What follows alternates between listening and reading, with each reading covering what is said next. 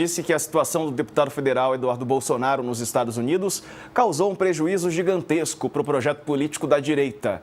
Abre aspas, eu não sei o que eu faria se meu pai fosse injustiçado, mas foi um prejuízo gigantesco para nosso projeto político. Nós tínhamos uma eleição completamente resolvida, fecha aspas, disse o Ciro Nogueira em entrevista ao Canal Livre da Band. O líder do Progressistas disse também o seguinte, ele afirmou que toda a situação envolvendo o tarifaço levou Lula a se aproveitar de uma forma muito ofensiva ostensiva de temas como a defesa da soberania. Bom, o Ciro Nogueira colocando a responsabilidade no Eduardo Bolsonaro, o Reinaldo. Olha, tem coisa que nem errada consegue ser, né? É a categoria das coisas que nem erradas são. Vamos lá. Primeiro, o Diego, não tinha eleição decidida. Que eleição estava decidida?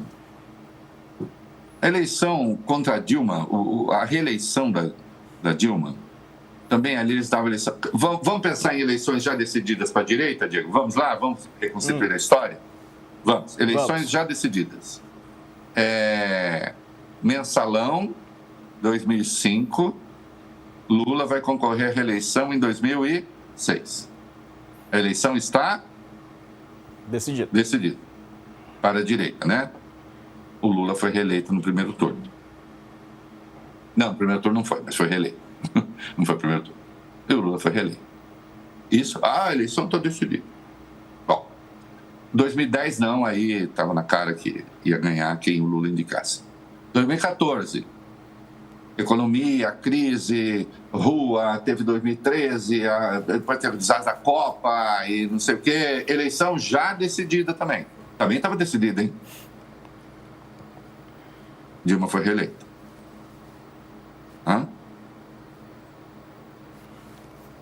2018, né? Aí foi preciso que se promovesse a razia, que se promoveu via Lava Jato, né? E mesmo assim nós tivemos heterodoxias históricas no meio do caminho, como facada, etc. E se o Lula não tivesse se tornado inelegível, o Bolsonaro não teria sido eleito. Mas a história que não aconteceu, a gente não conta. Aí, então, acabou. Então. Aí, 2022, claro que Bolsonaro, com tudo que teve para dinheiro, etc., poderia ser, e o Ciro Nogueira vivia, você lembra dos tic-tac do Ciro Nogueira, né? Tic-tac, tic-tac, vai virar. Recorreram a medidas provisórias, a PECs ilegais, na boca da urna e ganhar a eleição. Para ganhar a eleição. E perderam por pouco, mas perderam. Então, esse negócio de que tem eleição garantida para a direita, não tem. O Ciro Nogueira despreza a aritmética. O Ciro Nogueira é um homem notavelmente inteligente e tal, mas, enfim, ele vai enredando as pessoas na sua história, né? Melhor coisa do Ciro Nogueira era ser o tio-avô, na verdade, que era o poeta Mário Faustino, o maior do século passado no Brasil, né? Mas ele é uma pessoa inteligente, mas despreza a matemática. 9 eleições diretas desde a redemocratização. Quantas o PT ganhou, querido Diego? 5. Quando é que não disputou o segundo turno ou não foi o segundo lugar? Nunca. Nas outras 4. Né? Sim. Então, disputou o segundo turno em 89, ficou em segundo lugar nas 2 eleições do Fernando Henrique e disputou o segundo turno contra o Bolsonaro. Então, o Ciro, com a devida vênia, Ciro, quem tem aula de como ganhar a eleição não é a direita, desde a redemocratização. Quem tem aula de como ou ganhar ou se dar bem na eleição, é o PT. A partir de um determinado momento. Então não tem essa de estava ganho. 2. O Lula está se aproveitando agora excessivamente da questão da soberania. É mesmo, Dedé? Você faria o quê? Você não se aproveitaria, Diego? Os meus adversários. Deixaram os meus adversários. Os meus adversários, a gente leva uma tarifa de 50% na cabeça. Os meus adversários aplaudem, ou são silentes, ficam de boca fechada. O Ciro é um dos que disseram, não, eu não apoio, mas ele foi para a briga? Não, né? O Tarcísio, boné do Maga, depois acusando o Lula de responsável, assim como todos os outros governadores de direita dizendo que o culpado era o Lula. Eduardo, de fato, está fazendo lá fora, ou fez, está fazendo ainda. Né? E o Lula deveria fazer o quê mesmo? Bom, mas não foi só isso, né? O Ciro. O Ciro se esquece do IOF em junho. Derrota do IOF, que ele foi um dos artífices dessa derrota. Ele passou para os contatos dele o que o Hugo Motta faria no dia seguinte. Ele sabe disso. Tem horário, inclusive. Tudo. Tem imagem, já exibimos a imagem. Que amanhã o IOF tinha sido combinado, tinha sido tudo noite histórica. Então teve aquilo. Depois no meio teve a condenação dos golpistas, os atos golpistas que patrocinaram, um Tarcísio subindo em palanque, xingando o ministro, tirando o Diabo 4. Agora, de novo, a medida provisória, eles perderam a guerra da medida provisória. Então, houve várias coisas aí. O governo trato disso num texto hoje. O governo ajeitou a comunicação dele. Passou 2 anos realmente uma comunicação muito ruim. O PT também ajeitou, acertou a sua comunicação, né? Percebendo qual é a questão essencial. A questão essencial é uma disputa, no fim das contas, distributiva, e como as contas precisam ser acertadas, precisa saber quem é que vai pagar a conta do acerto das contas. Essa pergunta o PT está fazendo. Eu achei engraçado, eu vi uns artigos da turma da direita moderada. A direita morreu no Brasil, só tem extrema-direita. Mas, assim, essa gente que quer ser intelectual da direita moderada, dizendo, o PT, no fim das contas, ficou feliz porque a proposta que ele tinha de medida provisória era muito ruim. Bom, se o PT ficou feliz, vamos deixar o PT infeliz então, Diego. Por que essa gente não votou a favor da medida provisória? Se o PT ficou feliz com a derrota da medida provisória, eu já vou voltar, Eduardo. Eu estou juntando aqui porque eu vi que não ia dar tempo. Boa. Se o PT ficou feliz com a derrota da medida provisória, porque isso lhe deu discurso, Diego, então vamos tirar o discurso do PT. Fazendo o quê? Aprova a medida provisória. Não, mas se eu aprovo a medida provisória, aí eu dou um conforto nas contas públicas para o PT. E aí pode ser que ele se dê bem. O que eu estou demonstrando aqui, com essa conversa, é que a extrema-direita, a qual o Ciro hoje pertence, ele sequer é de direita, mas ele está fazendo o trabalho da extrema-direita, ou ele sequer é um direitista infiltrado entre extremistas de direita para ver se faz com que as pessoas fiquem mais moderadas e não sei o quê, mas ele está vendo que está difícil. Ele está jogando nas costas do Eduardo escolhas que eles também fizeram. Não foi só Eduardo. Não foi só Eduardo. Ô, Ciro, vem cá, conta para mim. Por que o seu candidato à presidência, que é o Tarcísio, de quem você quer ser vice, não saiu batendo de frente contra o tarifaço? Por que ele ficou quietinho, tentando acusar as vítimas? Hein? Por que o seu candidato, Tarcísio, caiu de cabeça na anistia? E você sabia também que a anistia não tinha futuro. Ah, não, mas aí a culpa é do Eduardo. A culpa é do Eduardo que está lá. Bom, fizessem o trabalho aqui, acontece que eles não podem fazer. Porque o eleitorado de que depende hoje essa direita fagocitada pela extrema-direita, esse eleitorado do Bolsonaro. Ele está abrindo aí agora uma frente, digamos, de conflito com o Eduardo. Daqui a pouco certamente vem uma porrada nele, né? Vem uma resposta, se é que não veio ainda, né? Porque eles não conseguem existir sem o bolsonarismo e sem o extremismo.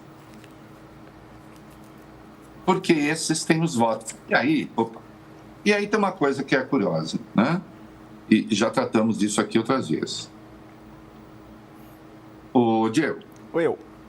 O Eduardo e os bolsonaristas mais radicais, o nepo velho da ditadura lá, o Paulo Figueiredo, é só a gente dizer assim, bom, esse eleitorado de extrema-direita que está aí, sei lá, 20%, 25%, é uma massa gigantesca de pessoas.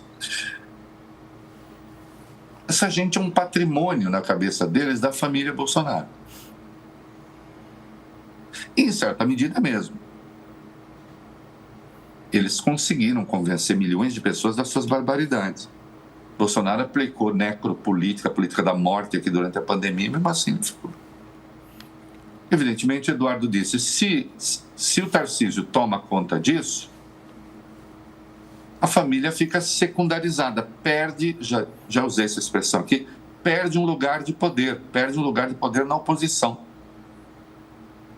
Mesmo que o Lula ganhe, nós continuaremos a ser esse lugar de poder. Nós seremos a resistência. A nossa ideia, nosso futuro é de longo prazo. Ao passo que se Tarcísio vence, Tarcísio, Ciro, Centrão, essa gente vai fazer uma política que não é exatamente a política, agora vou fazer um pouquinho de provocação, que não é a política identitária da direita, da extrema-direita, porque a extrema-direita é altamente identitária também. É preciso que as pessoas se identifiquem com aquilo que nós essencialmente somos. Não serve um conceito de pluralidade e de comunhão das ideias. Tem de ser uma comunhão da grey, do grupo. E aí o Tarcísio não serve. Então, se Eduardo não muda de ideia, não sei o quê, é o projeto de poder do Ciro Nogueira que, na verdade, naufraga. Que é o projeto do Centrão, que achou que poderia dar direção política à extrema-direita bolsonariana.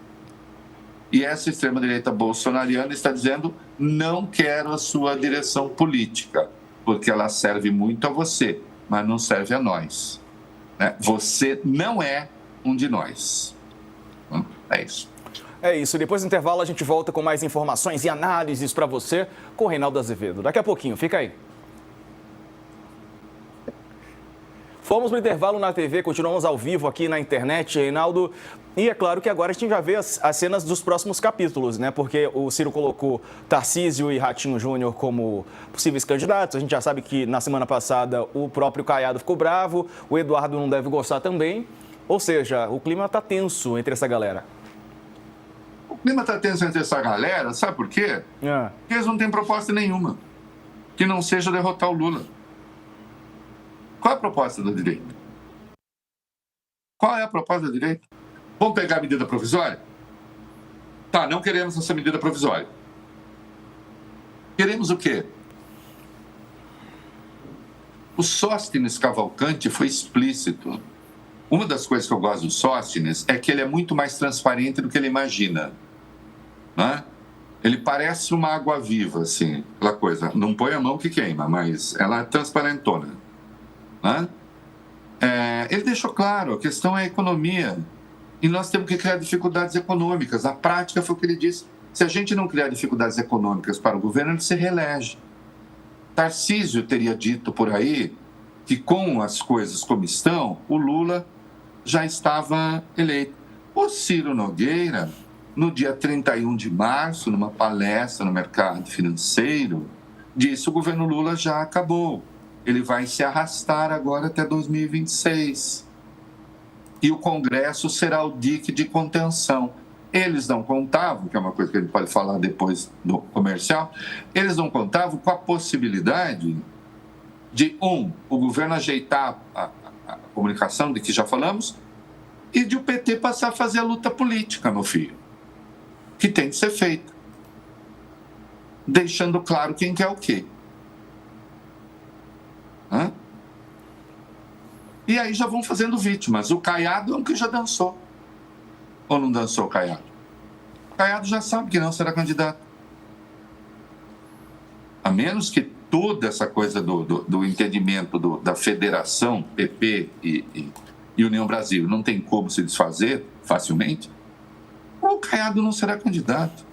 Já levou uma porrada do Ciro. O Caiado já está estudando, ver para onde ele vai. Caiado, que apoiou o expurgo do Celso Sabino, do União Brasil, porque é preciso ter coerência e não sei o que e tal. Aí chega o Ciro e diz, olha, na prática foi isso, você não será candidato. Até porque quem manda na federação sou eu. É isso. Ô, Reinaldo, você quer voltar agora falando um pouco mais sobre a comunicação ou sobre a retirada de pessoas de cargos? Olha, eu acho que a gente podia falar sobre o vídeo do PT, porque tem um texto muito bom no vídeo do PT que está... O PT resolveu fazer um vídeo sobre medida provisória, né? E aí bateu no Congresso Nacional, né? Acho que a gente não tem o vídeo separado aí. A gente tem? Mas a gente já está já reuniu? Acabamos de voltar, voltamos agora. Então pronto. Então vamos lá. A gente tem ou não tem? Desculpa, não temos o vídeo. Desculpa, vai lá, Reinaldo. Não temos. Aí o PT faz um vídeo, né? E coloca lá. O Brasil não dorme em berço esplêndido, foi a força do povo que fez o Congresso Nacional aprovar a histórica isenção do imposto de renda para quem ganha até 5 mil. Você pode não gostar do PT, você que me acompanha, e pode achar que eu virei petista de carteirinha. Aliás, eu tenho até um botão escondido aqui. Mas eu pergunto, isso é mentira? Estava tudo preparado para derrotar esse negócio. Como é que é, Ciro? Dique de contenção, nós vamos... E aí ele se referiu a 5 mil. Ele disse, os 5 mil a gente não tem como impedir. Agora, ele deu a entender, taxar os ricos, tá aí. Né? E aí foi a mobilização que fez isso. Ou você acha que nós temos 493 progressistas no Congresso? 494 presentes na Câmara. Aí diz o PT, mas agora o Congresso Nacional derrotou o povo, derrotaram o projeto do presidente Lula, sabotaram o país, pensando se é possível mudar o curso do governo que faz justiça tributária com milhões de brasileiros. Derrotaram o projeto que cobra mais impostos de bilionários, bancos e bets. Sim, bilionários, bancos não é bem bancos, são as fintechs, bets. O próprio Carlos Zaratini, que foi o relator, tinha tirado as bets, porque foi a concessão que o PT fez. O PT fez a concessão, tirou as bets, a elevação de tributação das bets, de 12 para 18, tirou. E tirou também a tributação das letras de crédito do agronegócio, letras de crédito imobiliário, que foi uma mamata, inclusive distorce o mercado financeiro, um absurdo completo, sem dúvida nenhuma. Mas mantinha outras tributações ali, né? E como havia essas coisas ruins, isso foi bastante para, por exemplo, Armínio Fraga falar, que bom que foi derrotado e tal. Não, que bom nada. Bom para quem, cara pálida?